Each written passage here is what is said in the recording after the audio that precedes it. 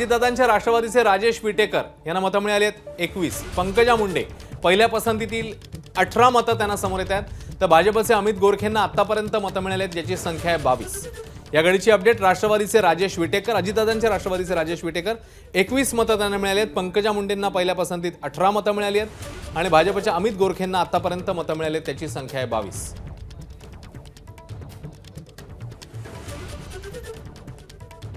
गणेश ठाकूर यांच्याकडे पुन्हा एकदा जाऊया। गणेश,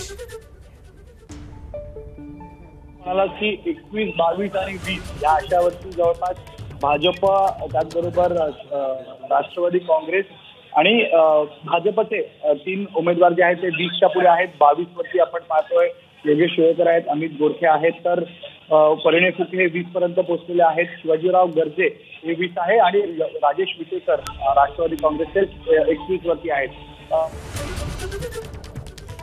आणि भाजपचे योगेश टिळेकर विजयी झाले आहेत। पहिल्याच पसंतीत भाजपचे योगेश टिळेकर विजयी झाल्याची माहिती समोर येते, त्यामुळे या घडीची मोठी अपडेट। पहिला निकाल हा भाजपच्या बाजूने लागलेला आहे। योगेश टिळेकर जिंकले आहेत। पहिल्या पसंतीची 23 मतं ही त्यांनी, याचा अर्थ तो आकडा त्यांनी गाठला आणि त्याच्यामुळे पहिल्या पसंतीत भाजपचे योगेश टिळेकर हे विजयी झाल्याचं आता समोर येते। या घडीची मोठी अपडेट। एकूण उमेदवार आहेत 12, जागा आहेत 11, त्यातले योगेश टिळेकर पहिल्या पसंतीत जिंकल्याचं आता समोर येत आहे। गणेश ठाकूर ताजी अपडेट देत आहेत। गणेश, अगदी बरोबर, योगेश टिळेकर यांनी 23चा आकडा गाठलेला आहे असं दिसतंय आणि त्यानुसार ते पहिल्या प्रेफरन्सच्या मतांमध्ये विजयी झालेले आहेत। आता अमित गोरखे, त्याचबरोबर शिवाजीराव गर्जे आणि परिणय फुके हे पण कितपर्यंत पोहोचतात हे पाहणं महत्त्वाचं असेल, म्हणून आता सगळं काही गणित हे सेकंड प्रेफरन्सच्या मतांवरती असणार आहे। भाजपनं आपल्या स्ट्रॅटेजीनुसार किंवा त्यांच्याकडे जी मतांची ताकद होती त्याला पाहताच आपल्या उमेदवारांना सेफ करण्याची स्ट्रॅटेजी बनवली होती, त्यात त्यांना यश मिळताना आपण पाहतोय।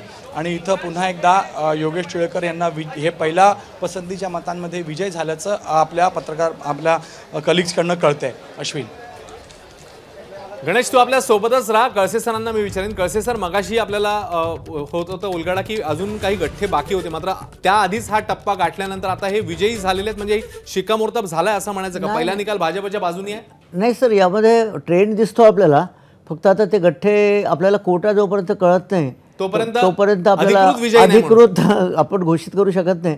ज्या दिवशी ज्या क्षणाला तो कोटा पार होईल, क्रॉस होईल, त्या क्षणाला ते अधिक म्हणजे 23 तुम्ही गाठलात की 23 जाहीर होणार, म्हणजे कोटा काही ठरव, कोटा 23च्या खालीच येईल समजा जर इनव्हॅलिड काही ठरलं तर, पण 23 जर तुमचं गाठलं म्हणजे तशा अर्थाने तो उमेदवार जिंकला असं जाहीर नंतर होईल। याच्यामध्ये पण व्हॅलिड इनव्हॅलिड अजून कळत नाहीये त्याच्यामध्ये, पण तो नंतरचा कोटा कमीच येईल। जर समजा इनव्हॅलिड झालं तर कोटा कमीच येणार, म्हणजे एक्सेस मतच आहेत। हे सगळं हिअरसे आहे असं वाटत नाही का सर?